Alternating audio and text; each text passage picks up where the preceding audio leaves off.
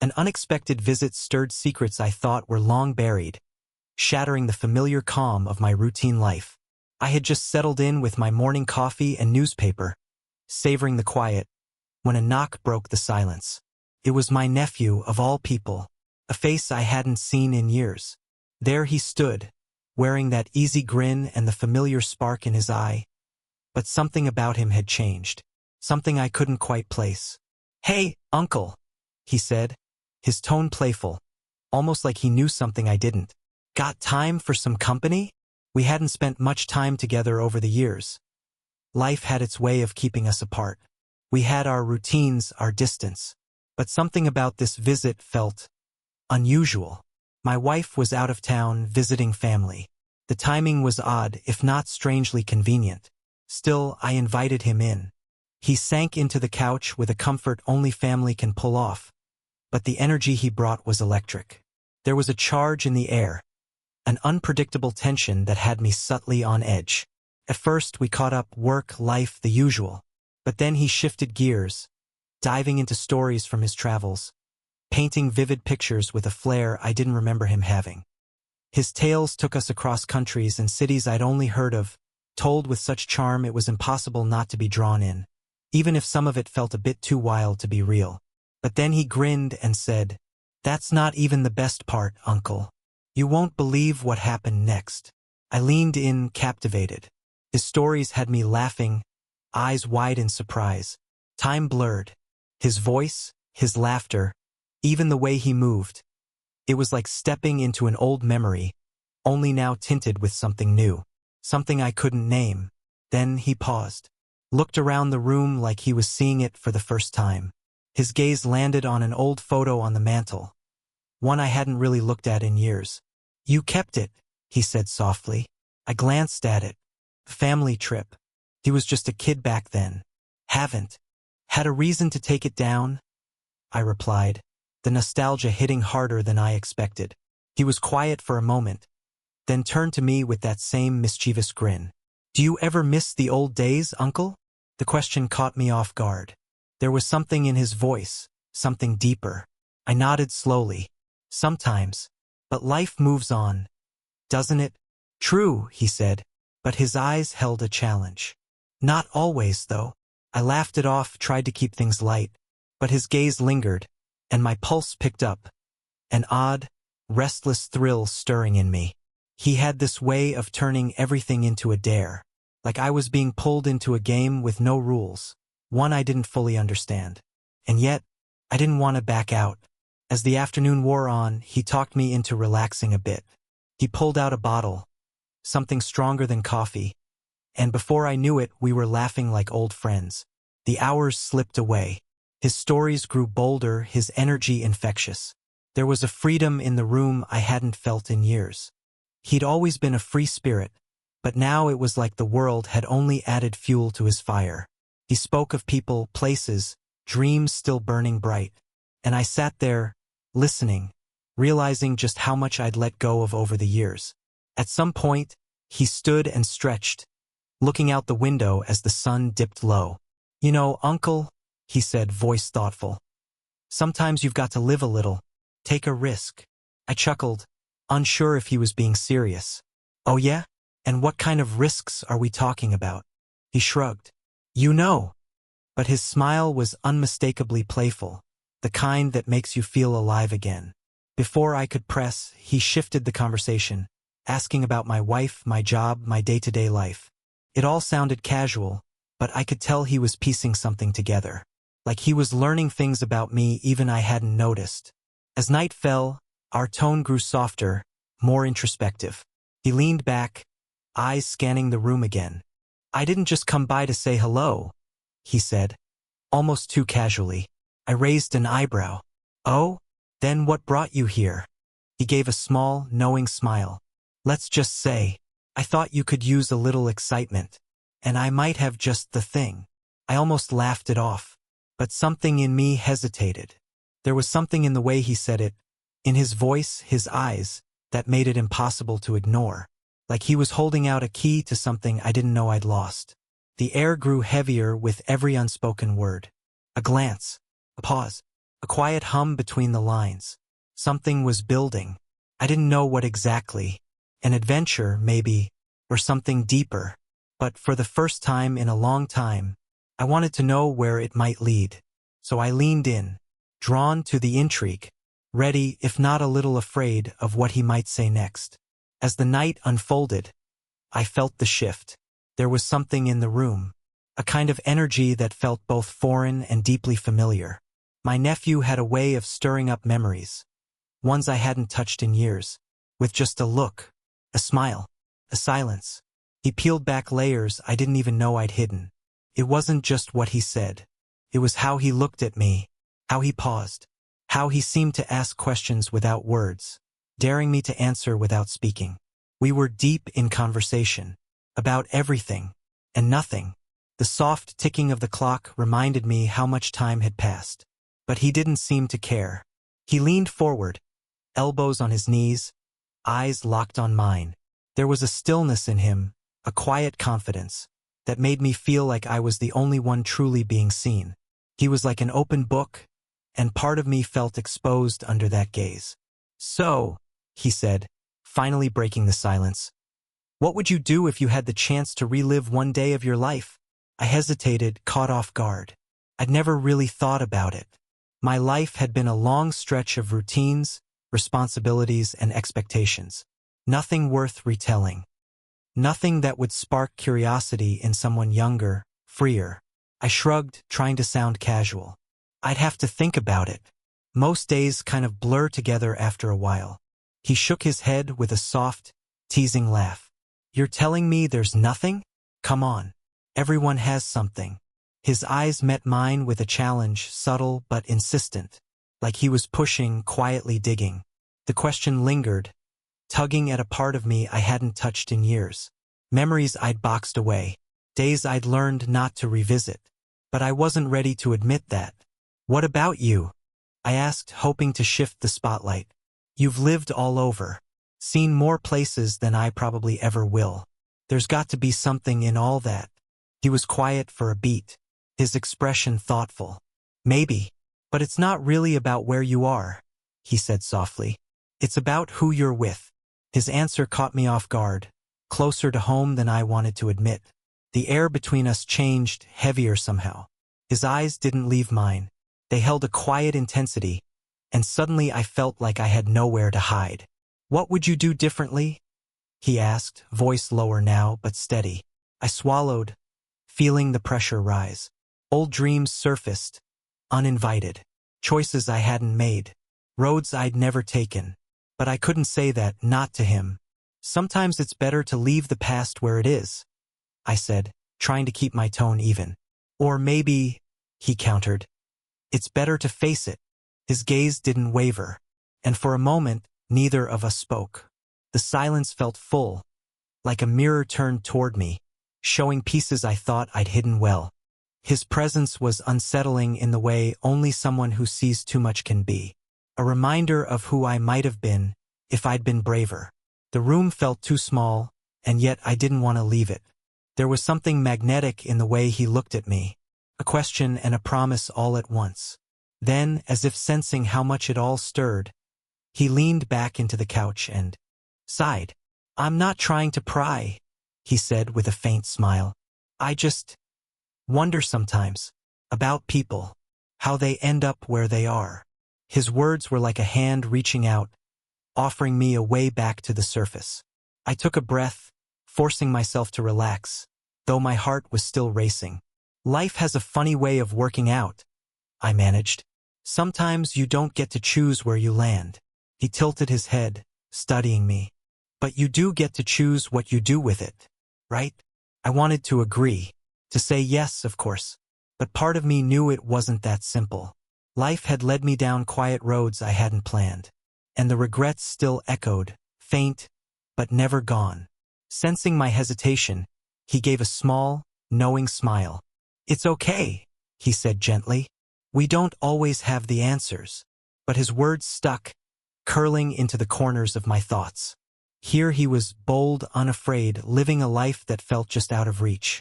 And here I sat, clinging to the comfort of my routines, even when they stopped serving me. His presence felt like a disruption, a spark.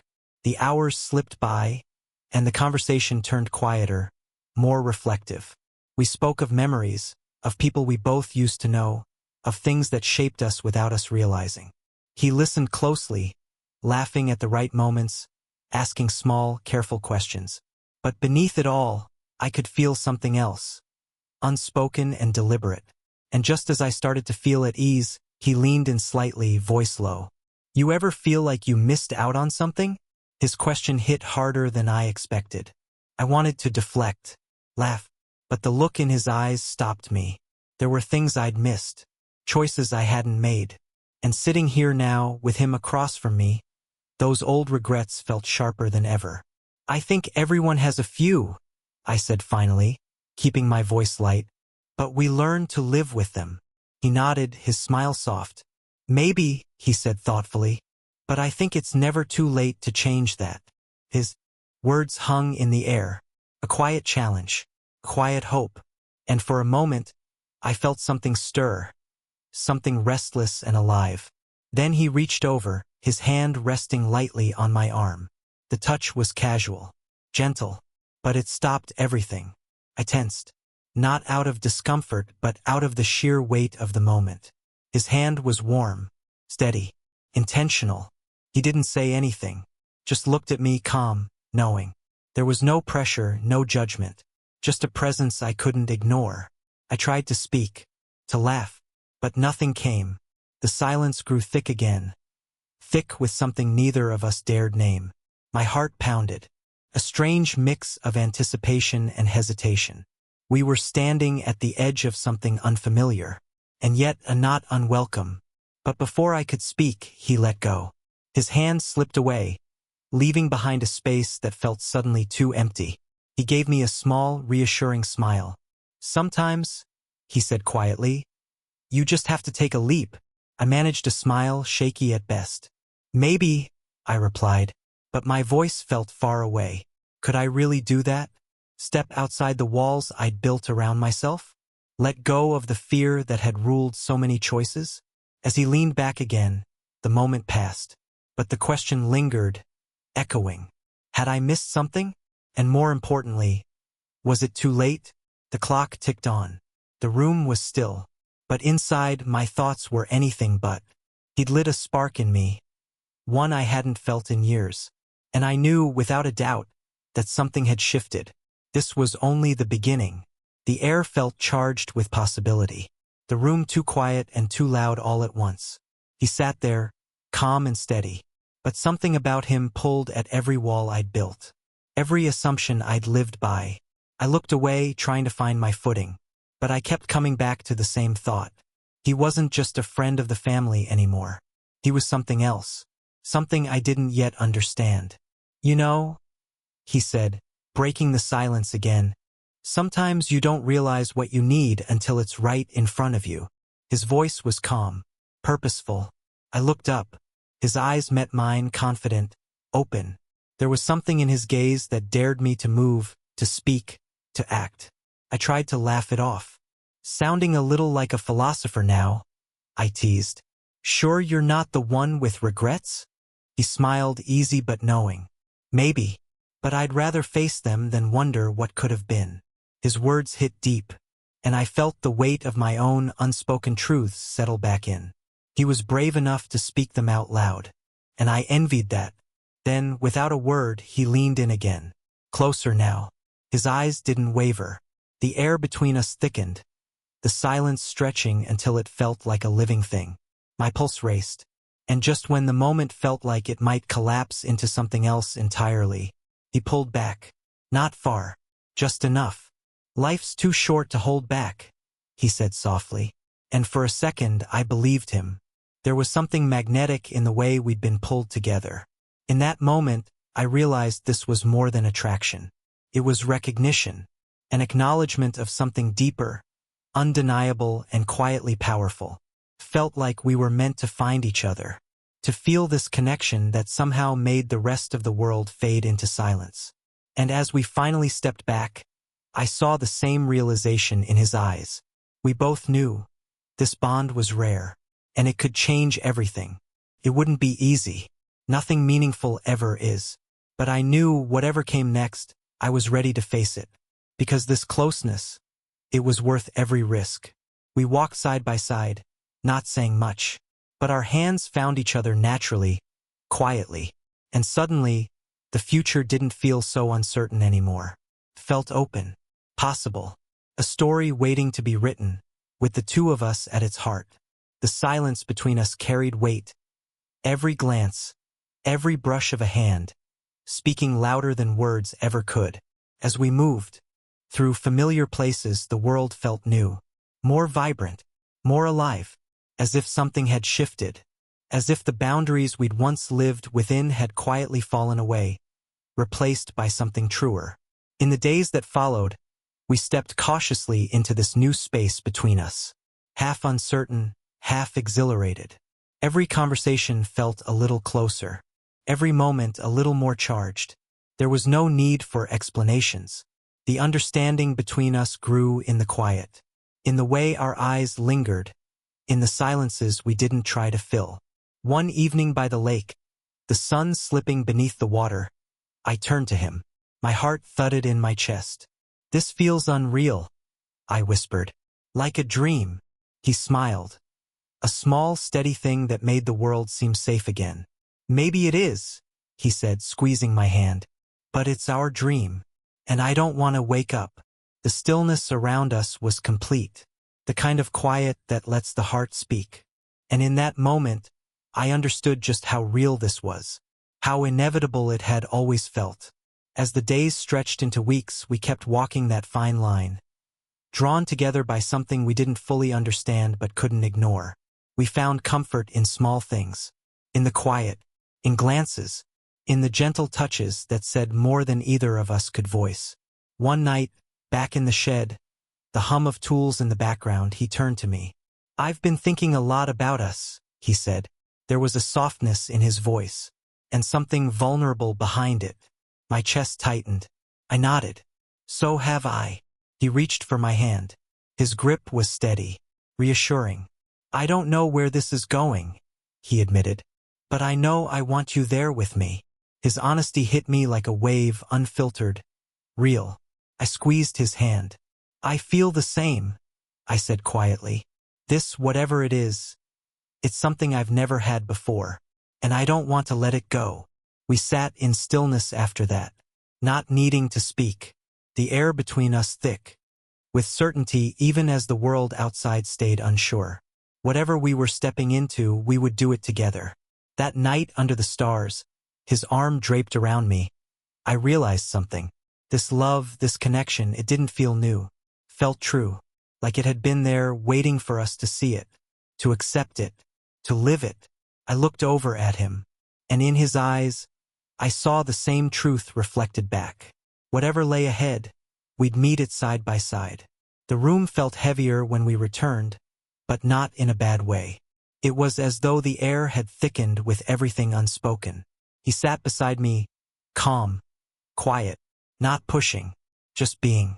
I watched him in the soft light, saw how his gaze lingered without expectation. We didn't speak, but the stillness between us felt full, like a shared breath. And then, after a long pause, he said, "I think people come into our lives for reasons we don't always understand. Sometimes it's simple. Sometimes it's anything but." His voice was gentle, but his words struck something deep. I nodded, unable to reply. In that moment I wondered, had he come here searching too? Not just for a visit, but for something neither of us had the words for. Something he may have felt long before I did. I felt a strange peace wash over me, like I'd finally let go of a burden I hadn't realized I was carrying. I didn't know what our future held, but for the first time in years I wasn't afraid. I wasn't clinging to caution. I wasn't hiding behind routine. He looked at me again, his eyes soft, steady. "You know," he said, "sometimes you have to let go of what you thought life was supposed to be. Sometimes the only way forward is to start fresh." And he was right. Life had been a list of roles, rules, expectations, but I was done being defined by those. He must have seen it on my face, the shift. He smiled. and gently placed a hand on my shoulder. No words, just presence, just knowing. Eventually, he stood, stretched.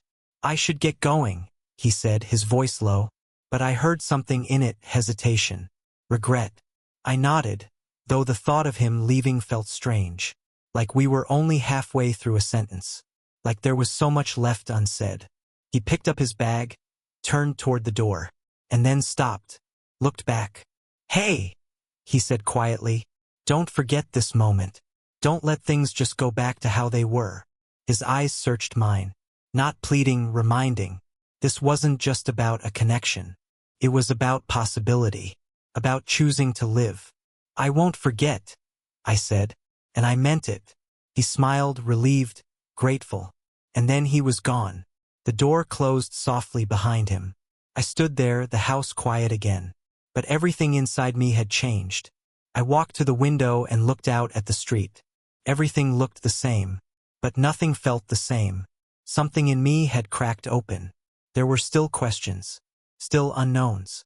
But now I wasn't afraid of them. For once, I didn't feel stuck. I felt free, ready.